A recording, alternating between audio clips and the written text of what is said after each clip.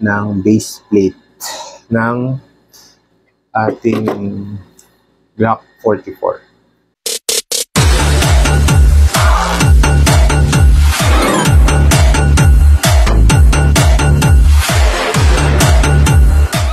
Ayan, so magandang araw po mga boss.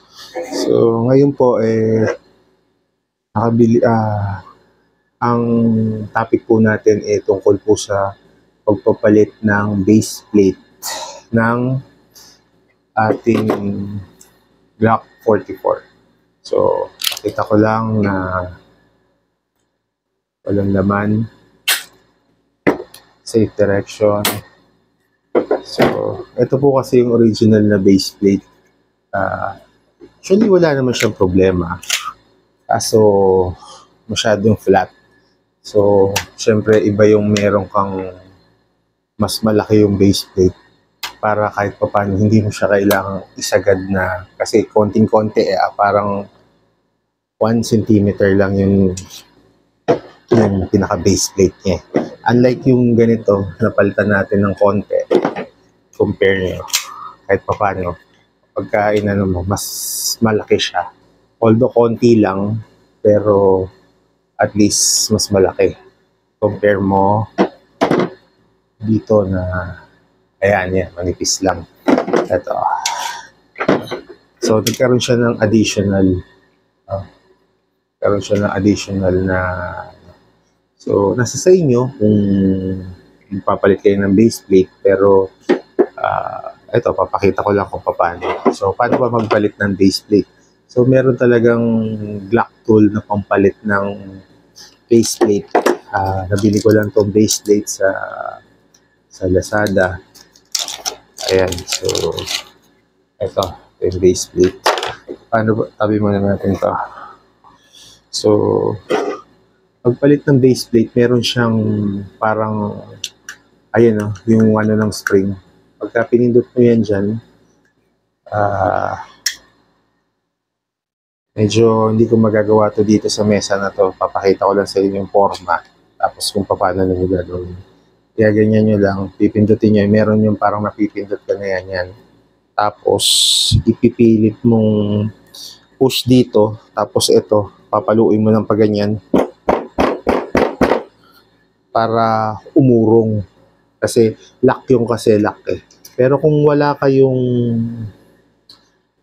ganitong tool, pwede namang screw, pipisilin nyo, sabay pagtulak nyo ng screw, ipapagano nyo para mag-slide yung base plate. So, parang pag ganito lang yan, walang puwersa yung ano natin yung table, plastic kasi. So, basta ganyan lang gagawin nyo. Mali. Pakita ko sa inyo para makita nyo. So, ayan. Kailangan tapos naka-ano rito. Ilagay lang natin ito dito. Para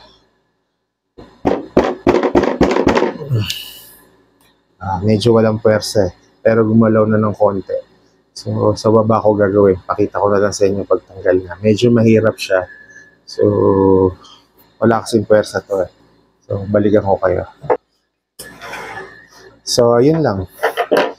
So, ayan na. Nakita nyo, gumalaw na yung plate. Ayan gumalaw na. So, dahan-dahan lang. Tulak nyo papa-abante. So, ayan. Dahan-dahan. Baka tumalsik yung spring. May problema pa tayo. So, ayan. Dahan-dahan. Ayun. Pipitik na yan. Tapos, kung ano yung forma na nakita ninyo, yung pinaka parang pa-curve, syempre, ayun. Tapos yung butas din, ayun yung butas, babalik nyo lang. Ayan. Ayun na. Tapos na. Kahit anong, pag ano lang pagpalit ng Glock base plate, halos pare-pares lang sila.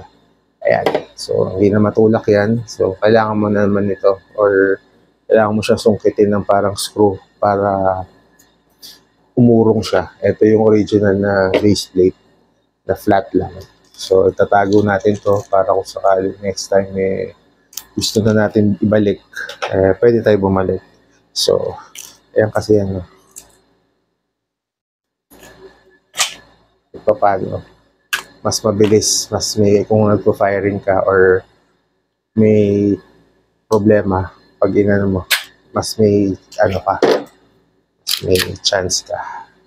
So, ito po ay isang Glock 44 na 22 LR.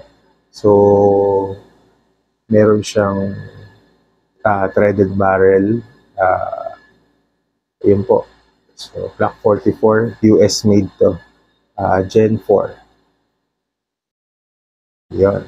So, ayun. Kung may tanong pa kayo kung paano magpalit ng base plate, so, tanong lang po kayo. So, maraming salamat po at kung di pa kayo nagsasubscribe, mag-subscribe naman po kayo.